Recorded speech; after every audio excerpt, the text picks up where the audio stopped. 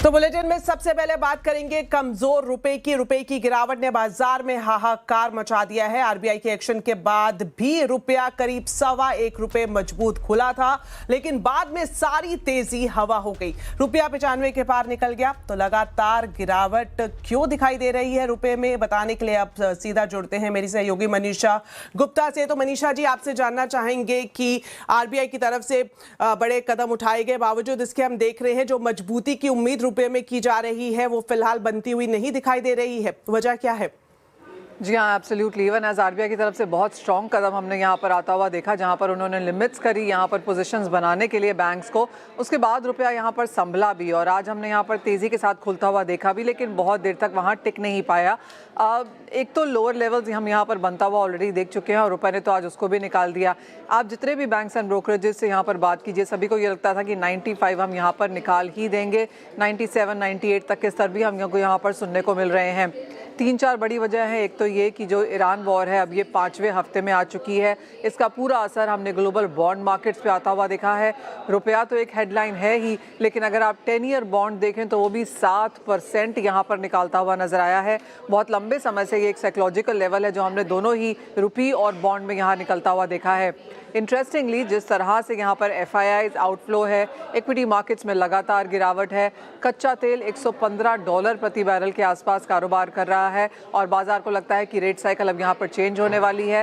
अगले हफ्ते में यहाँ पर US भारतीय बाजारों में MPC की मीटिंग भी है और माना जा रहा है कि रेट्स अब यहाँ से घटेंगे नहीं, न्यूट्रल रहेंगे और शायद बढ़ भी सकते हैं। तो इन सब का असर हमने यहाँ पर मार्केट्स में पड़ता हुआ देखा है। लेकिन मेजरली हम FY26 बहुत ही चौपी मूव पे यहाँ पर बंद कर रहे हैं और जिस तरह से मनी आउट यहाँ पर हुआ है, FII FPI आउटफ्लोज है, उसका एक सीधा इम्पैक्ट रुपए पर।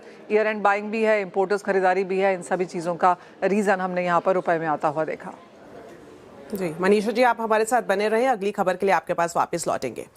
इस बीच आपको बता देते हैं कि कच्चे तेल का क्या हाल है। अब तक अगर देखा जाए तो बाजार में जबरदस्त हलचल देखने को मिल रही है। कच्चे तेल में 28 फरवरी से अब तक 60% के करीब उछाल आ चुका है।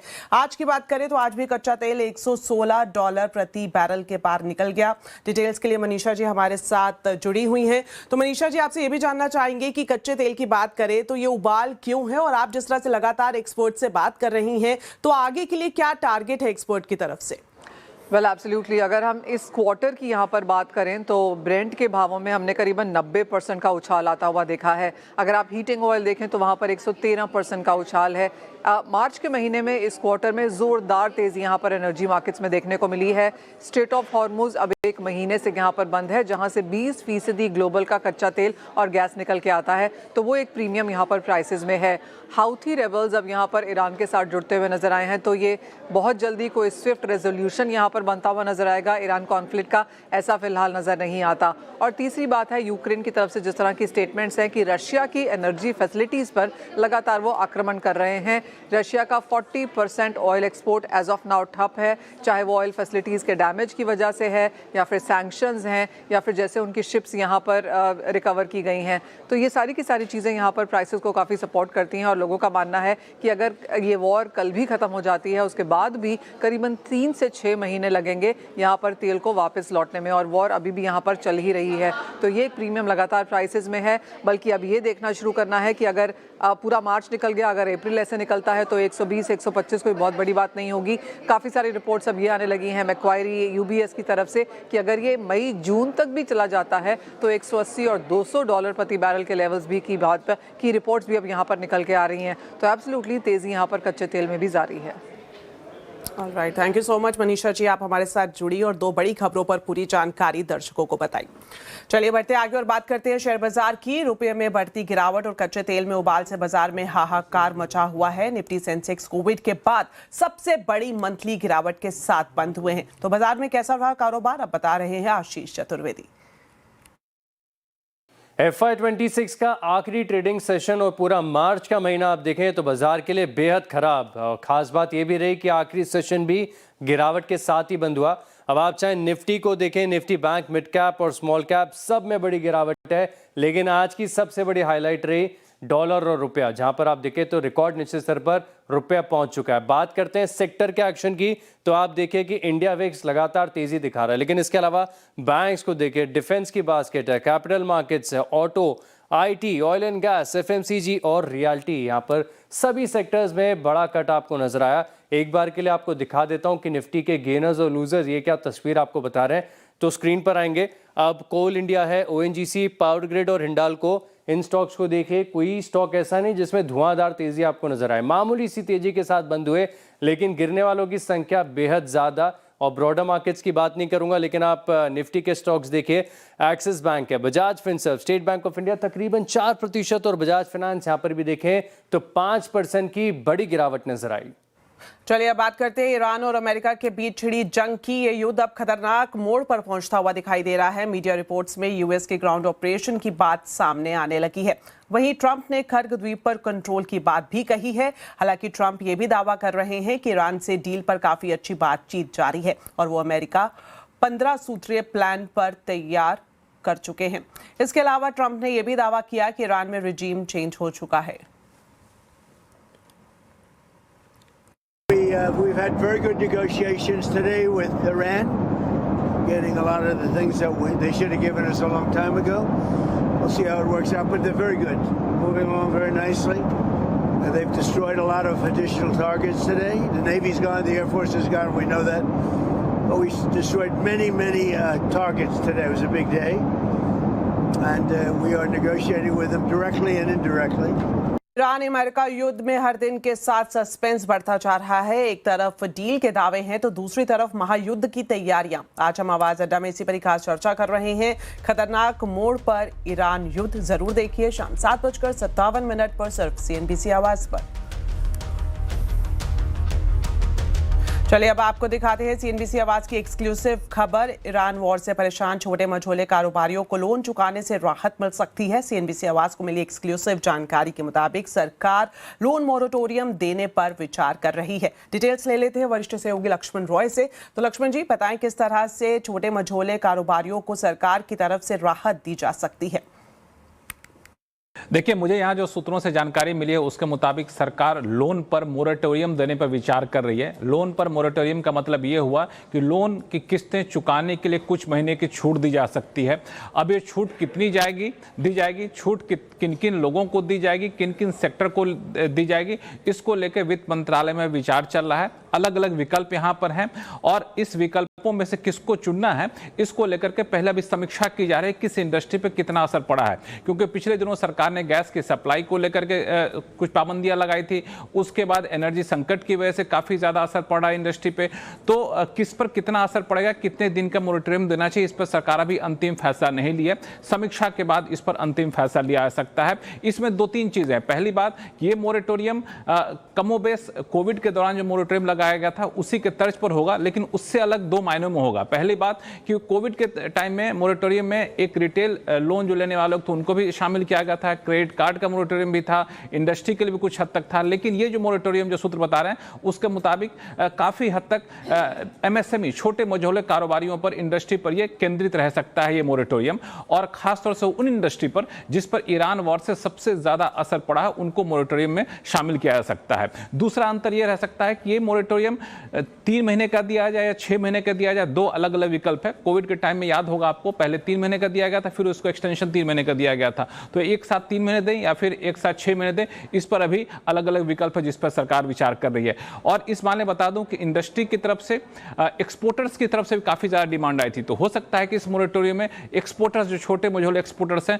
उनको भी इसमें शामिल किया जाए। हालांकि अभी ये वित्त मंत्रालय में शुरुआती दौर की बातचीत हुई, इस पर विचार किया जा रहा है, अंतिम फैसला अभी तक नहीं लिया गया है। जी, शुक्रिया लक्ष्मण जी इस पूरी जानकारी के लिए।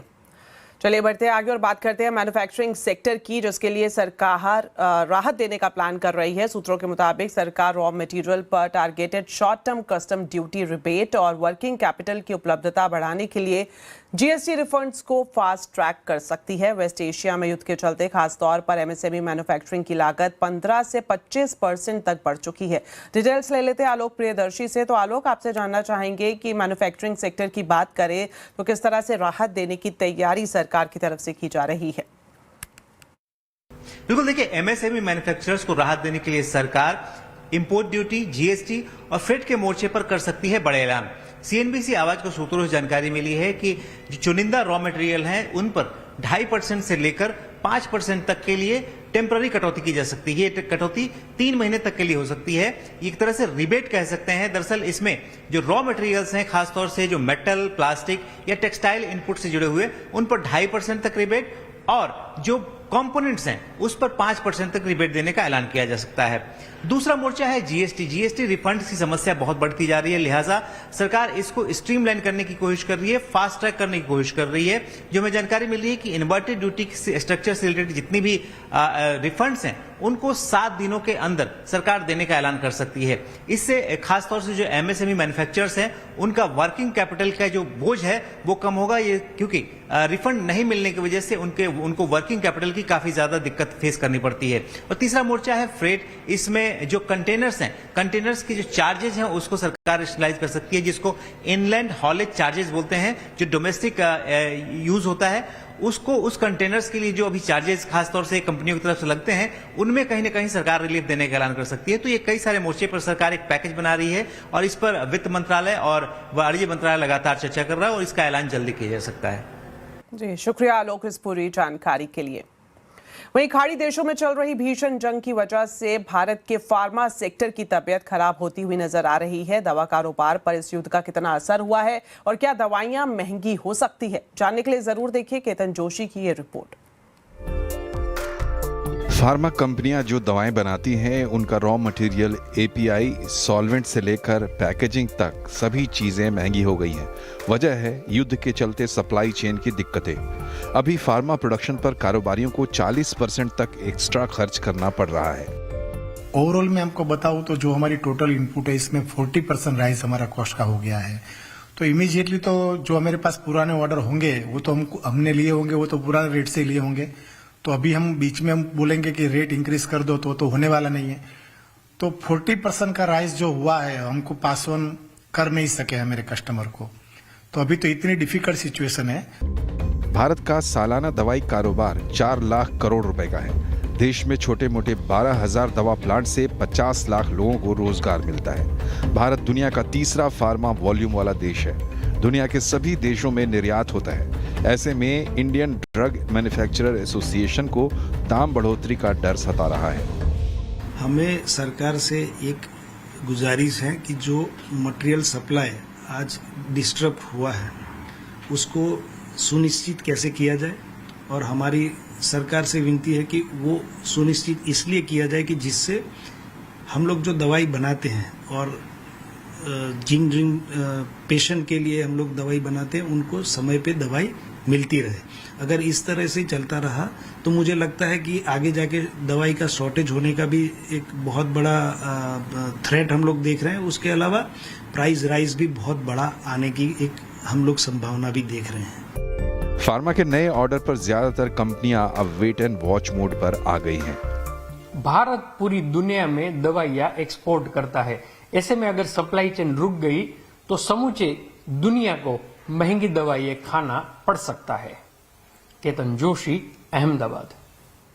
तो पश्चिम एशिया युद्ध के चलते सिर्फ पेट्रोल, डीजल या गैस का संकट नहीं है, इससे कई इंडस्ट्रीज में अलग अलग तरह की दिक्कतें आई हैं। ऐसे में आने वाले दिनों में आपके कामकाज, कमाई और खर्च पर इसका कितना असर पड़ेगा, जानने के लिए जरूर देखिए आज का कंज्यूमर अड्डा।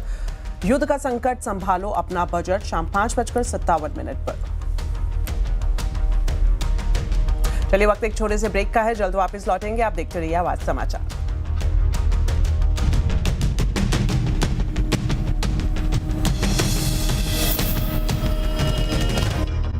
देश में इलेक्ट्रॉनिक कंपोनेंट मैन्युफैक्चरिंग को बढ़ावा देने के लिए सरकार ने पीएलआई स्कीम के चौथे राउंड को मंजूरी दे दी है। कुल 29 कंपनियों के 7104 करोड़ के निवेश प्रस्तावों को मंजूरी दी गई है। इस खबर की पूरी डिटेल्स बता रहे हैं संवाददाता असीम मनचंदा।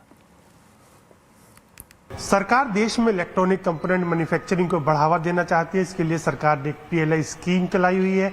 सरकार इसमें कंपनियों को 4% से लेकर के 6% के इंसेंटिव देती है। अब तक 3 चरण में सरकार ने करीबन 44 कंपनियों के आवेदन को मंजूरी दी थी।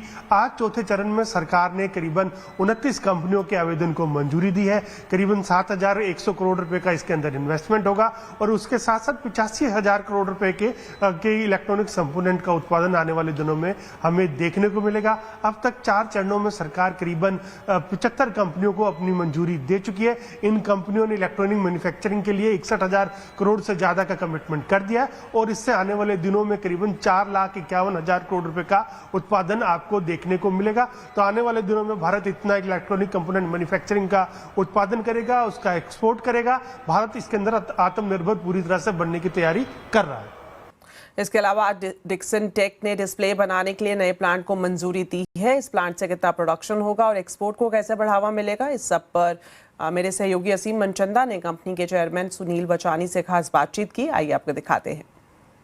सर, ये सबसे बड़ा आज प्रोजेक्ट आपके 1100 करोड़ रुपए के प्रोजेक्ट्स को मंजूरी मिली है। क्या कहाँ प्रोडक्शन होगा, कितना आप प्रोडक्शन देख रहे हैं इसके थ्रू? मुझे पूरी उम्मीद है कि इस ECMS स्कीम के साथ जो हमारी वैल्यू एडिशन है सारे इलेक्ट्रॉनिक प्रोडक्ट्स में, खास करके मोबाइल फ़ोन में, ये बढ़ेगी। और डिक्सन के तरफ से अगर हम बात करें तो ऑलरेडी डिक्सन को 3 अप्रूवल मिल चुके हैं। आज जो अप्रूवल मिला है वो डिक्सन डिस्प्ले के लिए, और मुझे आपसे बहुत शेयर करने में खुशी है कि ये जो हमारी फैक्ट्री है ये जून में ऑपरेशनल हो जाएगी। ट्रायल्स उसमें शुरू हो जाएंगे और ऑलमोस्ट 60 मिलियन की अल्टीमेटली हम कैपेसिटी क्रिएट करेंगे मोबाइल डिस्प्लेस की, 24 million almost IT hardware displace की। और जिस तरह की हम इन्वेस्टमेंट करने जा रहे हैं, मेरे माइंड में ये सबसे ज़्यादा बैकवर्ड इंटीग्रेशन के साथ ये प्लांट होगा। तो इसी के साथ फिलहाल इस बुलेटिन में इतना ही। आप खबरों पर अपडेट रहें, CNBC आवाज से जुड़े रहें हमारे सोशल मीडिया हैंडल्स के जरिए। नमस्कार।